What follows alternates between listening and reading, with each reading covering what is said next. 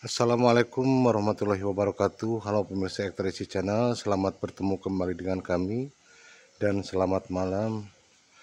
Di episode kali ini kami akan menceritakan kisah nyata yang kami dapat dari seorang narasumber bernama Ibu Titin, dan Ibu Titin menceritakan kisah anaknya yang bernama Amin, di mana Amin pernah mengalami kejadian mistis, pemirsa. Nah, pemirsa, sebelum kami meneruskan ceritanya, kami mengucapkan selamat menjalankan ibadah puasa dan semoga ibadah puasa kita diberikan kelancaran dan diterima oleh Allah Subhanahu wa taala. Amin ya Allah ya rabbal alamin.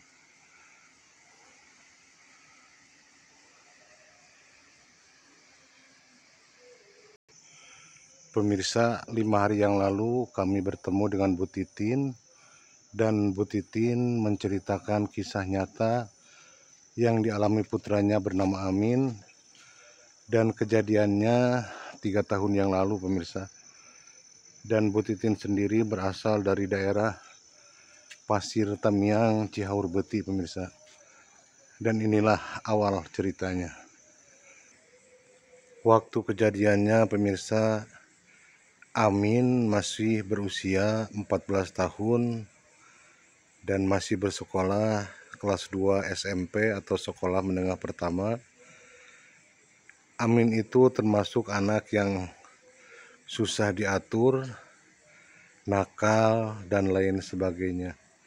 Makanya ibunya Amin bernama Bu Titin sangat bersyukur bahkan senang di saat Amin, anaknya, putranya, mengalami hal mistis, pemirsa. Karena dari kejadian itu, dari pengalaman itu, Amin berubah drastis.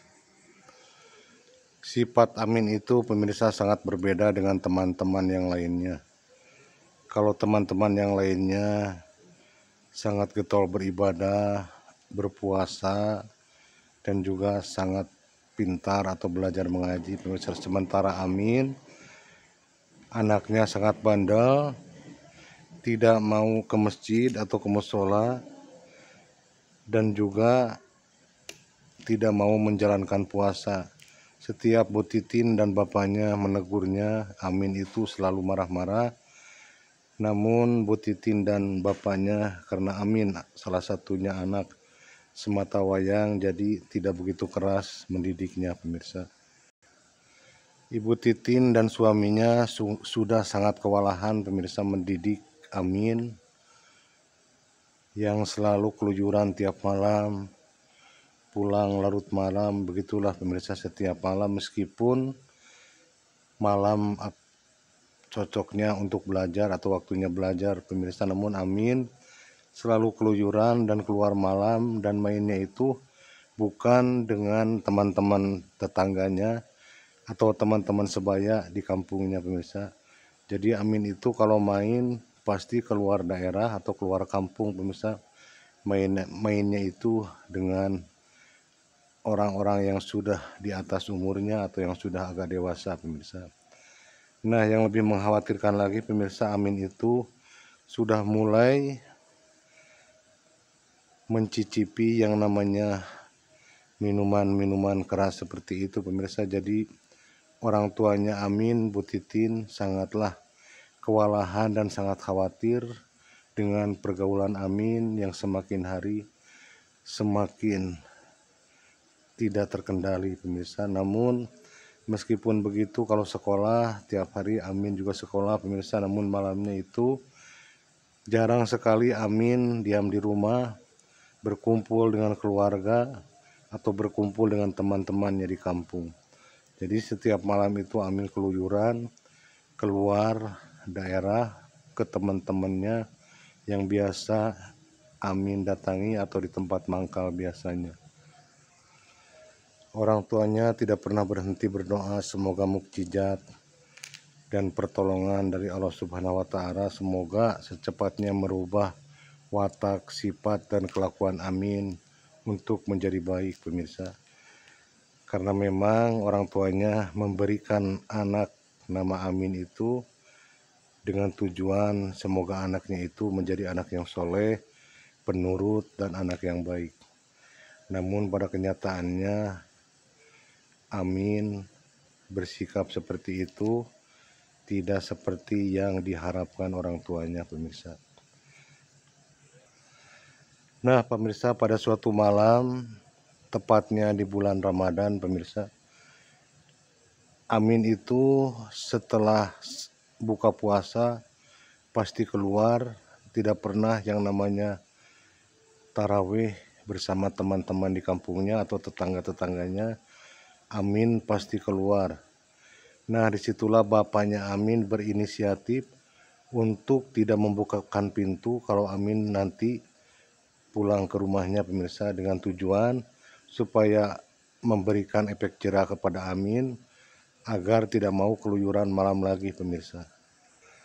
Nah, pemirsa, di malam itu Amin sudah keluar rumah dan bapaknya pun dan ibunya sholat taraweh. Nah, sepulangnya dari taraweh itu bapaknya dan ibunya itu berinisiatif jangan membukakan pintu jika Amin nanti dini hari atau jam 1 malam pulang ke rumah, pemirsa. Orang tuanya Amin atau Bu Titin ingin sekali, pemirsa, Amin itu berperilaku seperti anak-anak yang lain, anak-anak sebaya di kampungnya atau tetangganya, pemirsa, di mana setiap malam sholat taraweh dan setelah tarawehan teman-teman sebaya Amin itu di masjid tadarusan, dan anak-anak itu kadang tidur di masjid dan nanti kalau mau sahur anak-anak itu pulang ke rumahnya, pemirsa. Nah, Bu Titin dan suaminya itu ingin sekali anaknya itu atau Amin itu seperti anak-anak yang lain itu, pemirsa, sholat tarawih tadarusan di musola yang dekat dari rumahnya orang tua Amin atau Bu Titin. Nah, pemirsa, singkat cerita mungkin Amin pulang sekitar jam 1 dini hari. Kalau Bu Titin tidak mendengar, tapi bapaknya Amin mendengar saat Amin mengetuk pintu dan memanggil-manggil ibunya, namun bapaknya pura-pura tidak mendengar atau malahan meneruskan tidur untuk membuat efek jerah kepada Amin supaya tidak main lagi keluar atau tidak pulang selarut itu, pemirsa. Nah, lalu Amin pun berinisiatif untuk tidur ke musola, di mana di musola itu banyak anak-anak sebayanya yang tidur di musola, pemirsa.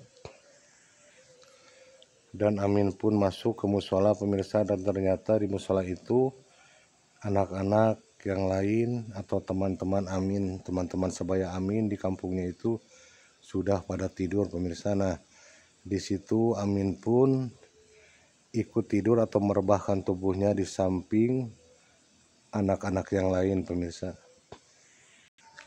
Dan Amin pun tertidur, pemirsa. Entah beberapa menit kemudian setelah Amin pulas dari tidurnya, pemirsa, tiba-tiba Amin dikejutkan atau dibangunkan oleh seorang sosok laki-laki berbadan tegap seperti orang Arab, pemirsa, yang menyeret sajadah yang dipakai tidur sama Amin, pemirsa. Jadi si sosok laki-laki itu menyeret sajadah seperti marah, pemirsa, tanpa membangunkan Amin terlebih dahulu. Jadi si sajadah itu langsung diseret sekaligus dan Amin pun kaget, pemirsa, karena ada yang menyeret sajadah yang dipakai alas tidur oleh Amin. Amin hanya diam, pemirsa, memperhatikan dari ekor matanya sambil tetap terbaring, memperhatikan si sosok laki-laki itu yang melakukan sembahyang di samping Amin, pemirsa. Amin, bukan Amir. Nah, Amin pun terus memperhatikan sosok itu. Setelah sholat, si sosok laki-laki itu berzikir,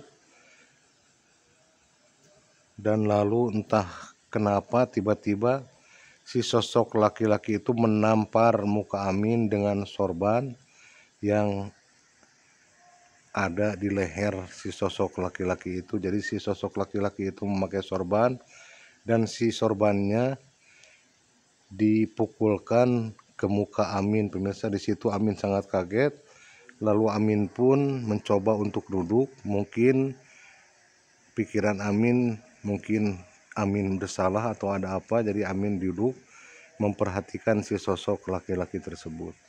Setelah muka Amin ditampar oleh sorban si sosok laki-laki itu, Amin tiba-tiba merasakan pusing, pemirsa. Lalu si sosok laki-laki itu mengisyaratkan kepada Amin supaya mengikutinya saat si sosok laki-laki itu keluar dari musola tersebut, pemirsa. Jadi Amin pun mengikuti si sosok laki-laki itu saat keluar dari musola tersebut. Nah pemirsa, jadi Amin pun mengikuti si sosok laki-laki itu berjalan, dan Amin pun merasa bingung karena Amin tidak mengenal jalan yang dilaluinya, pemirsa. Tidak seperti biasanya semuanya gelap, namun Amin terus mengikuti si sosok laki-laki tersebut. Nah pemirsa, lalu Amin pun terus mengikuti si sosok laki-laki itu tanpa berpikir mau kemana, namun Amin seperti terkena hipnotis, pemirsa, jadi terus mengikuti si sosok laki-laki itu. Namun jalanan semuanya berubah jadi gelap gulita, tidak ada lampu, tidak ada penerangan. Di situ Amin mulai bingung, pemirsa. Singkat cerita, pemirsa, Amin pun dan si sosok laki-laki itu masuk ke salah satu halaman rumah yang cukup besar, pemirsa. Di situ Amin mulai bertanya-tanya karena tidak pernah atau belum pernah melihat rumah semewah itu, pemirsa.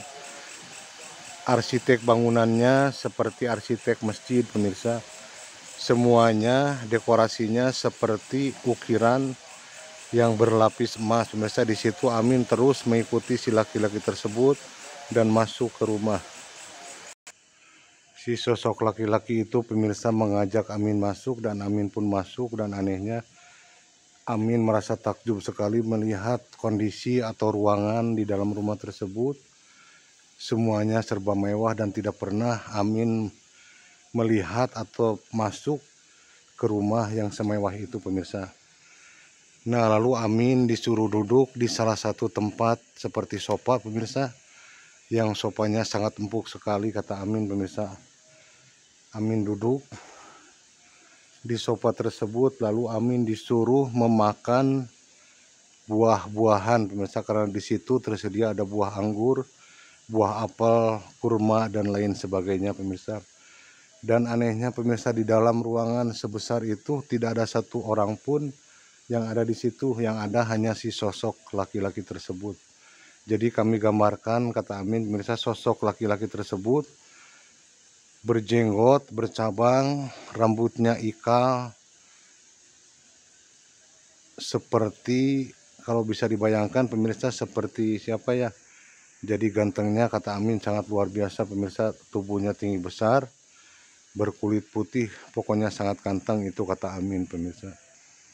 Lalu Amin memakan beberapa buah anggur, pemirsa, dan setelah itu Amin diajak lagi ke salah satu ruangan, dan saat itu Amin merasa kaget dan sangat shock, pemirsa, karena Amin saat itu dicambuki, pemirsa.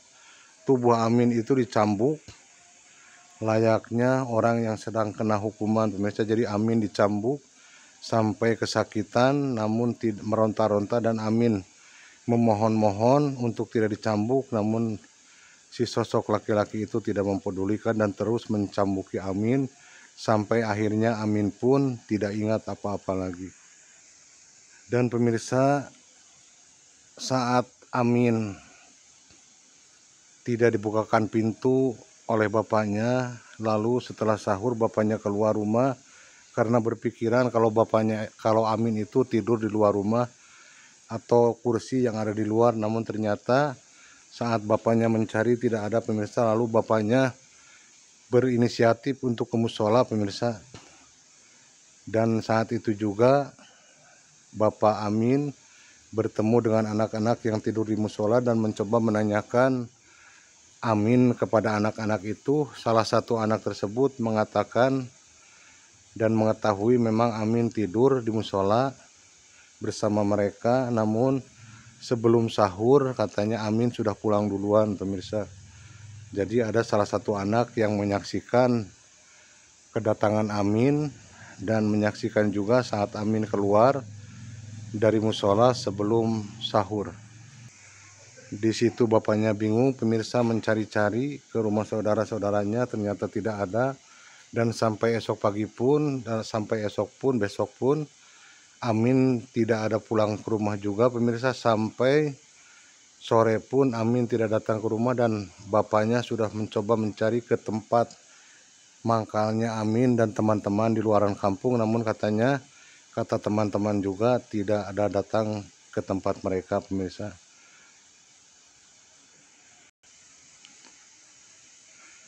Bapaknya sudah mencari ke sana sini pemirsa, namun Amin tidak ditemukan. Justru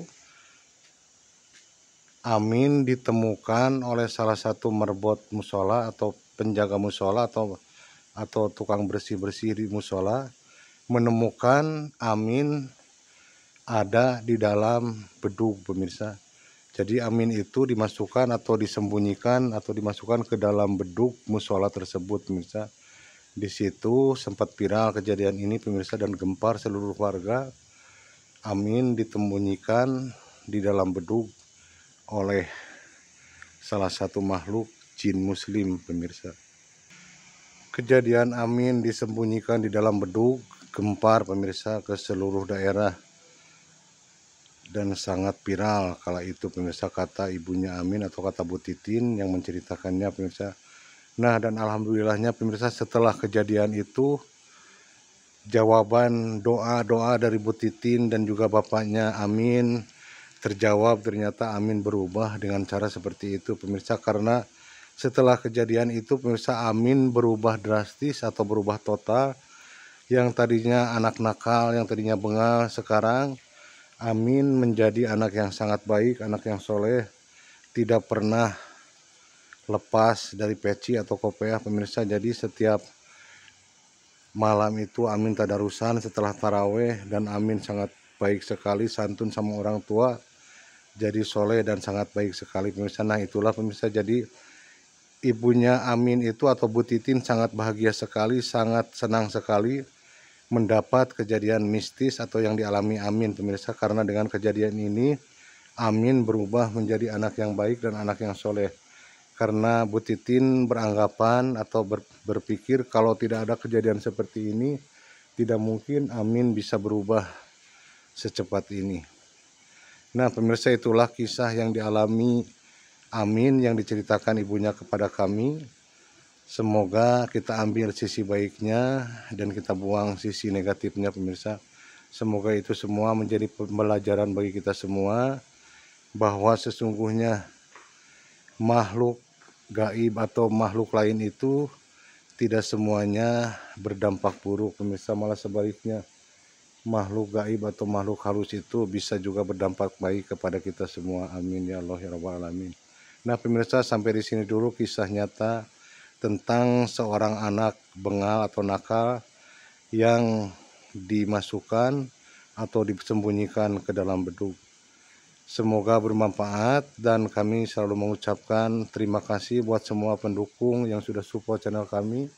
Kami doakan semoga sehat selalu, panjang umur dan murah rezekinya. Amin ya Allah ya Rabbal alamin. Sampai di sini dulu pemirsa.